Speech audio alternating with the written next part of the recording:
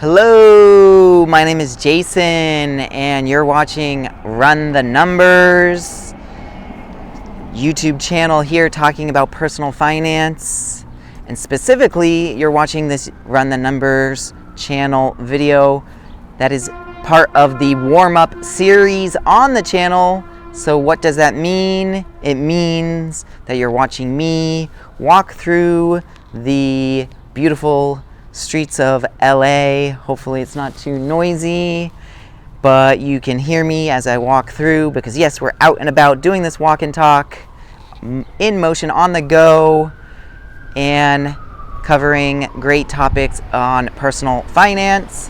Now, also part of this video is that it's one of 100 videos, so it is one of the videos in the 100 video challenge, and trying to get all these videos out, published onto YouTube in 100 days is what makes the challenge so tough.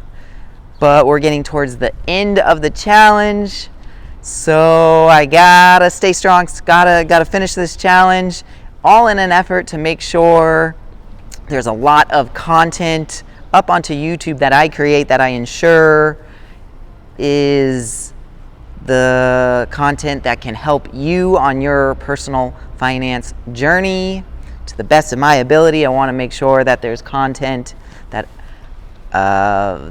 you'll enjoy, and hopefully I enjoy making, that helps you on your personal finance journey. Okay, with that introduction covered, let's go right into today's topic, which, yes, hopefully you enjoy this one as well, and that is to invest early. Okay, so I'm going to talk a little bit about what exactly that means to invest early. You might hear kind of the age-old saying, expression, the adage of invest early, invest often. I'll kind of chop off that second half to it of invest often, just because I'm going to leave it to you as to how often you want to invest and your investing schedule, that kind of thing. I'll kind of yield to whatever is the situation for your personal finances. So I'm going to chop that part off. I want to just focus on the invest early. Now, I should also say, as far as, invest early, and where on the timeline here are you? Because some people would point to the best time to invest was far back and into the future, having past investment history to rely on, to be able to utilize, benefit from. So yes, it would behoove you, if you've already had, say, previous financial gains on different assets, on investments you've had, not only, of course, with the financial rewards, the financial results of that, but also, of course, the knowledge capital, knowing about investing in different ways, and basically going through it and getting experience on the ways to make various investments and understand assets. That's all very important, to go through that and having that past experience. But let's take it from the standpoint of, it's day one, or you could say it's day zero. You're starting right here, right now. And in this effort that you're starting right here and right now, you don't have the past experience. The idea of investing early and not waiting for tomorrow, this is the whole kind of takeaway here. Don't wait. Make haste, take action now to put in your first investments, so that now into the future you can have the things I just mentioned, the financial rewards that could come about, that if you structure things in the way that it would make sense, that yes, you have financial results that are in your favor, but also, the knowledge and the experience that help you as well. So you want to gain all those things, into the future. So yes, do it today to gain as much as possible, and have the time, because what you need above all else is the time to let investments play out, to make the time to do, research and learning. You need the time to be in your favor. So that's then translated as to invest early, invest right now, so that on the whole timeline of things, you can look back and say, wow, I got in, way early, long time ago, and I'm all the better for it now.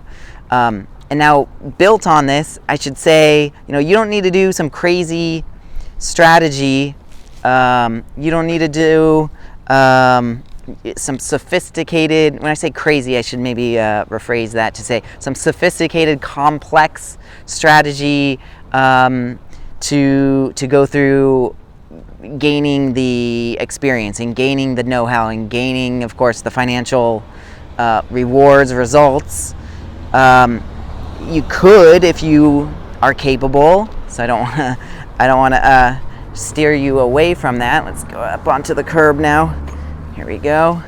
But this is to say, you could do some very basic ways to just let, say, for example, your cash grow, accrue interest in a interest-bearing, hopefully a high-yield savings, so a lot of it.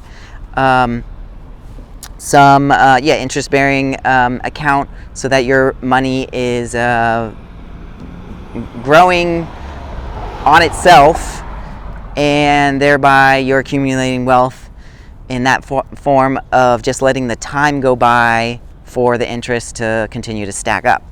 So yes, that's to say you can do something very, very basic, simply just hold cash, again, and it hopefully can be maximized out, high yields as possible, all that.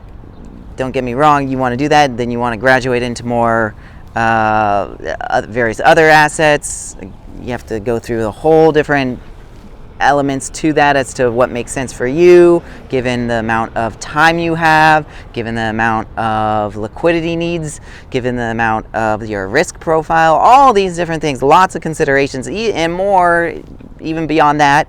But this is to say, you can start off with some very, unsophisticated investments, unsophisticated assets, and eventually kind of take on, let it evolve from there.